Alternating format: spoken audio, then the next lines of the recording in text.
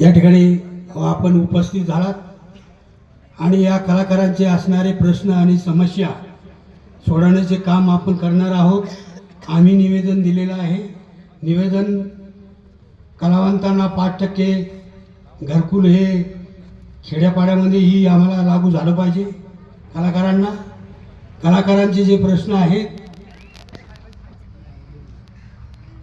अनेक काही दुसरे प्रश्न आहेत, हे सर्व निवेदन आम्ही मुख्यमंत्र्याला दिलेले आहेत आणि मुख्यमंत्र्याबरोबर आम्ही निवडणूक झाल्याच्या नंतर आम्ही बैठक ठरवलेली आहे।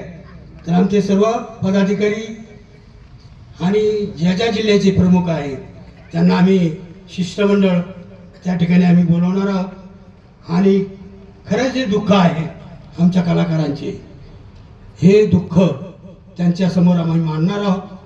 आणि आपण जर ह्या गोष्टी जर होत नसतील, कलाकारांच्या जर गोष्टी मनावर घेतल्या जात नसतील, तर आम्ही असं ठरवलं आहे या संस्थेनं की आतापर्यंत भरपूर काही कामं केलेले आहेत, पण शेवटी जर नाईलाजाने आमच्या कलाकारांना जर मैदानात उतरावं लागत असेल तर मैदानात बी उतरल्याशिवाय आम्ही राहणार नाही, असं जाहीर त्या ठिकाणी आम्ही करणार आहोत। कारण हर एक जिल्ह्यामध्ये आपली कलाकार आहेत आणि हर एक जिल्ह्यामध्ये आमच्या कलाकाराची जी दशा होती, जो खरा कलाकार आहे त्याला मानधन मिळत नाही आणि जे खोटे कलाकार आहेत त्याची आम्ही समिती तयार करायला सांगितलेली आहे की जे खोटे कलाकार आहेत त्यांची परीक्षा घ्या आणि त्यांचे मानधन जे जात आहेत ते काढून टाका आणि जे खरे कलाकार आहेत त्यांना 5,000 रुपये आहे, त्या ठिकाणी 18,000 रुपये मानधन जातं। ते दुसऱ्या शासनाचे दुसरीकडे मानधन जात असेल तर जे खरे कलाकारांचं जात असेल तर त्यांना काय, म्हणून आम्ही 11,000ची मागणी केलेली आहे। ती पण 11,000 मिळतील अशी आम्हाला आशा आहे। बरेच 2-3 वेळेस ज्यावेळेस 5,000चं मानधन मिळालं, हे तुमच्या ताकदीमुळं। कोणी एकटा शाहीर घोरपडे जातो आणि ते काम होतं असं नाही। तुमची माझी ही सगळी ताकद आहे, ही तुमची ताकद असल्यामुळं आम्ही बोलू शकतो मंत्र्याला किंवा कोणालाही।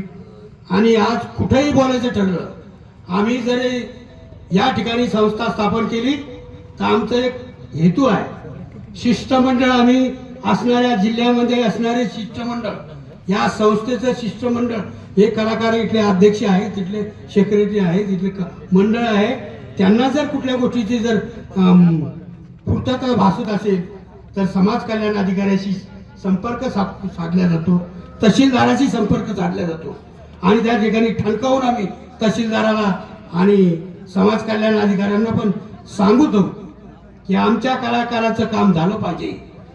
आणि निश्चित काय कलाकारांना समाज कल्याण अधिकारी आम्हाला सहकार्य केले, बरेचसे तहसीलदारांनी सहकार्य केले आणि समाज कल्याण अधिकाऱ्यांनी सहकार्य केले।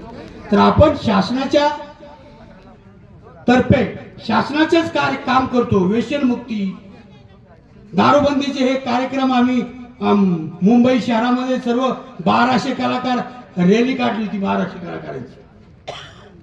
1200 कलाकारांची रॅली काढल्यामुळे सर्व कलाकार क्षेत्र होते त्याच्यामध्ये। म्हणजे आज शासनाचेच मानधन मिळत असलेले सर्टिफिकेट तुम्हाला मिळाले, मानधन तुम्हाला मिळतो। म्हणून आपण सर्व एकत्र असलं पाहिजे, एवढंच मी आज या ठिकाणी सांगतो। आणि आमचे अध्यक्ष कोराडे साहेब यांना विनंती करेन की या ठिकाणी जिल्ह्यातील असणारे सुखदुःख हे करण्यासाठी आपण त्याची हे करावी। या ठिकाणी एक ऑफिस खोलावं आणि त्या ठिकाणी असणारे 4 लोक थांबून फायली तयार करून कुठल्या जर अडचणी असतील तर आमचे शाहीर वगैरे आहेत, सर्व आम्ही येऊ आणि याच्यानंतर आपण सर्व पुढच्या कार्यक्रमाला हे करतील अशी मी त्यांना विनंती करतो।